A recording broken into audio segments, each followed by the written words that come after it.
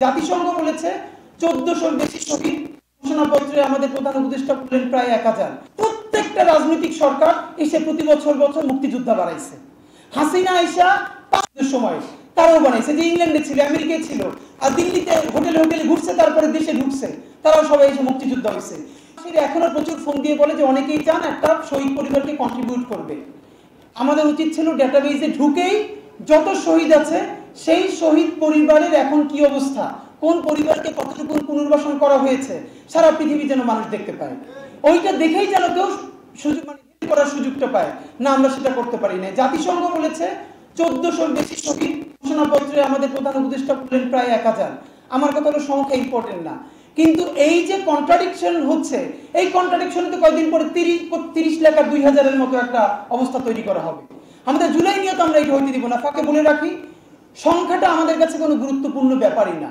মহান মুক্তিযুদ্ধে যদি 100 মানুষের শহীদ হইতো, কিন্তু এটা মুক্তিযুদ্ধই, কারণ এইটা দিয়ে আমরা একটা স্বাধীন জমিন পাইছি। এই জুলাইয়ে কি হয়েছে, কতজন মানুষ মারা গেছে, তার থেকে ইম্পর্টেন্ট হইলো এই জুলাই আমাদেরকে নতুন আজাদি এনে দিচ্ছে, আমাদেরকে কথা বলার সুযোগ করে দিচ্ছে। সুতরাং আমি যেটা বলতে চাই, মহান মুক্তিযুদ্ধের ক্ষেত্রে সরকার এটা চাইতে করতে পারে, প্রত্যেকটা রাজনৈতিক সরকার এসে প্রতি বছর মুক্তিযোদ্ধা বাড়াইছে। হাসিনা আইসা 5 সময় তারাও বানাইছে, যে ইংল্যান্ডে ছিল, আমেরিকায় ছিল, আর দিল্লিতে হোটেলে ঘুরছে, তারপরে দেশে ঢুকছে, তারাও সবাই এসে মুক্তিযোদ্ধা হয়েছে। সেইটা যদি হয় তাহলে 7.5 কোটি মানুষ যারা বাংলাদেশে বসে কষ্ট করছে তারা তো সবাই মুক্তিযোদ্ধা। অথচ মুক্তিযোদ্ধা তো তারাই যারা সরাসরি অস্ত্র হাতে জীবন দিচ্ছে, যুদ্ধ করছে। এই সরকার জাতিসংঘের সাপোর্ট নিয়ে, ইন্টারন্যাশনাল যত কমিউনিটি আছে সবার সাপোর্ট নিয়ে, যে মুক্তিযুদ্ধে শহীদ হয়েছে তার তো নিশ্চয়ই সেকেন্ড বা থার্ড জেনারেশনে কেউ বেঁচে আছে। ওই গ্রামে তো আদমশুমারি হয়েছে, অ্যাটলিস্ট 100 পৌঁছানো না গেলেও 18-20 তো সম্ভব।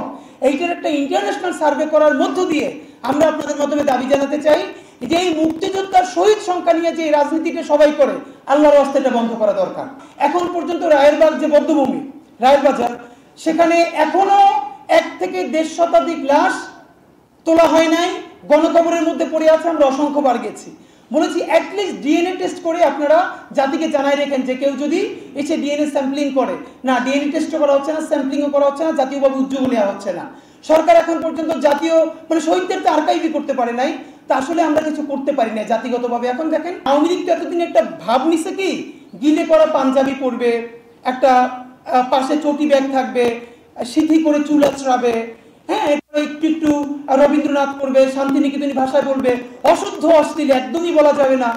এই করে আসাদুজ্জামান নূর শুধু গণহত্যাই করবে না, তার গাড়ি বহরে যারা হামলা করছে তাকে তো খুন করছে।